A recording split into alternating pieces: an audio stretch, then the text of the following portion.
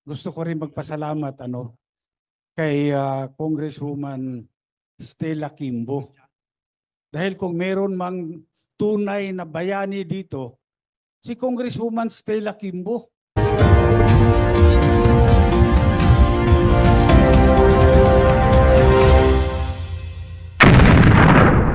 Maghahain po kami ng criminal case against Martin Romualdez.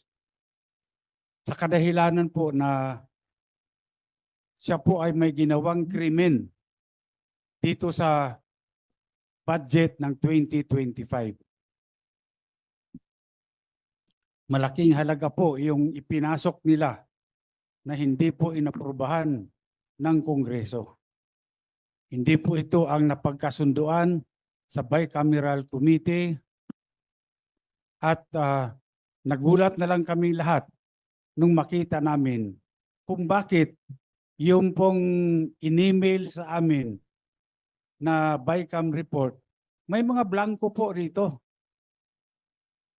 Ngunit, nung pinirmahan ng presidente, kumpleto na. At nung tinignan namin kung magkano yung ipinasok nila na halaga, ito po ay nagkatotal ng 241 billion. Ngayon po, ewan ko kung matatawag natin na typographical error yan o grammatical error. Napakalaki po ng halaga. 241 billion. Wala pong ganung halaga ang inaprubahan ng Bicam. At hindi po rin yun ang inaprubahan sa plenaryo. Bakit po nagkaroon ng ganung halaga doon sa General Appropriations Act, GAA? Kanya po, ako bilang isang nakaupong congressman, kinakailangan ding ipakita ko sa taong bayan na kung merong mali, siguro kailangan din natin panagutin kung sino yung may gawa ng krimen. At dito, dahil po ilang araw na kaming nag-request ng kopya ng enrolled bill, hanggang ngayon po tinatago nila sa amin yan. Hindi po nire-release ang enrolled bill ng House of Representatives. Ako nagpapasalamat sa lahat na kayo po ay nandito ngayon at upang malaman po, tulungan nyo kami para malaman ng sambayanan kung ano pong mga kalukuhan ang ginagawa dyan sa Kongreso. Tama po yung sinabi ni former Speaker Bebot Alvarez. Kasi maliwanag naman na dapat yung Bicameral Conference Committee report ay i-approve yan ng House at i-approve din yan ng Senate. Maraming blanco doon sa lumabas na mga dokumento. So, may narinig ako na statement, hindi ako nagkakamali, ay galing kay Congresswoman Kimbo. Ang nagsabi na yung technical working group ang gumawa na ng tinatawag nilang insertion based on kung ano raw yung napag-usapan doon sa bicameral conference. Ang tanong, meron bang records of proceedings doon sa Bicam? Wala Meron bang journal of proceedings? Wala silang maipakita. So, dito siguro ay kailangang maimbestigahang mabuti itong mga members ng Technical Working Group. Technical Working Group sa Senado, Technical Working Group sa Kongreso, at sino-sino itong mga membro ng Technical Working Group. At mag-execute sila ng kanilang affidavit. Kung talaga nga bang meron silang ginawang insertion dito o ano pa man para ma-fill in the blanks yung enrolled bill bago ipinadala sa Malacanang. Yun lamang po yung gusto kong maliwanagan dito. Dahil ay statement nang galing yan sa balita na napakinggan ko at nabasa ko na statement allegedly ni Congresswoman Kimbo na yung technical working group ay pinunuan itong mga blanco na nandito sa mga dokumentong lumabas na mga BICAM report na may pirma naman yung mga members ng BICAM committee sa House at saka sa Senate. Sa tinagal-tagal ko ring staff, Speaker Bebot, dyan sa Kongreso magmula 87 hanggang sa Senado, ito lamang yung kauna-unahang pagkakataon. For many years na naging staff ako dyan sa Kongreso at pati dyan sa Senado, na nagkaroon ng bicameral conference committee na blanco na pirmado ng mga membro ng BICAM. At kung ito rin ay sinubmit nila doon sa plenary session para i-approvean nila, asan nga yung enrolled bill? Sabi nga ni Speaker Bibot, wala pa hanggang ngayon. Sa akin, yun ang aking pinagdududa na bakit nagkaroon ng ganon na mga insertion. Ano po yung particular na kaso na isasampa? At sino-sino pa ho ang sasampahan ng kaso bukod kay Speaker Martin Romualdez? At kailan po ito isasampa? Sa aking pagkaalam, no, pwede akong i-correct nung aming mga abogado rito kung meron ako makaligtaan na pangalan.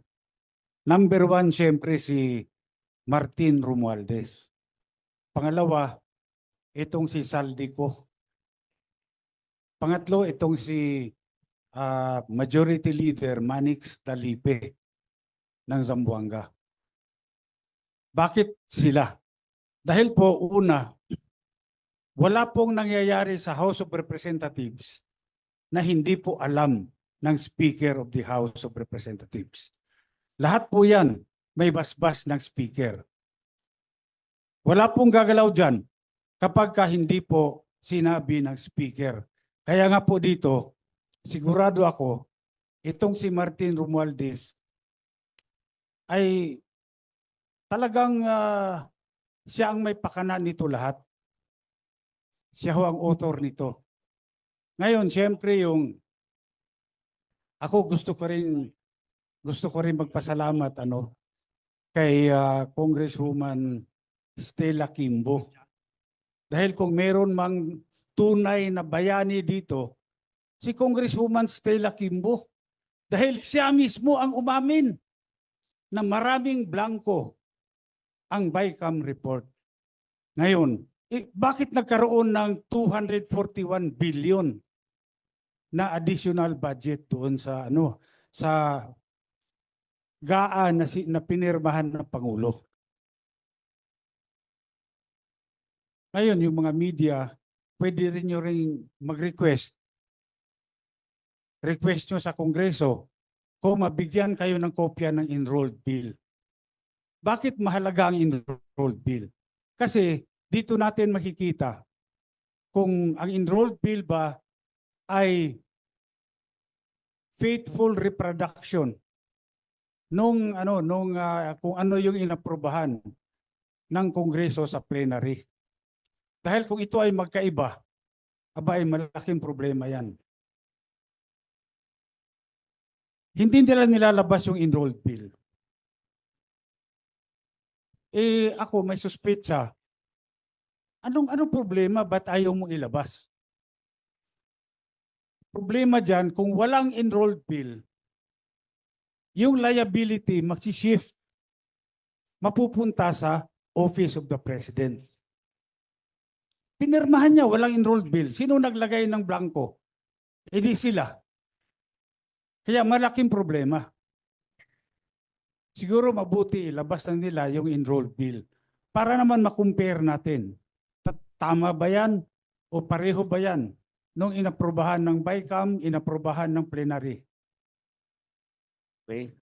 Maidagdag ko lang sa laki ng problema nila, palagay ko that is the reason why sinulong nila kahit kapos na yung oras ng impeachment para matabunan ito, para yun ang pag-usapan, para yung oposisyon ang nasa defensive instead of us being on the offensive.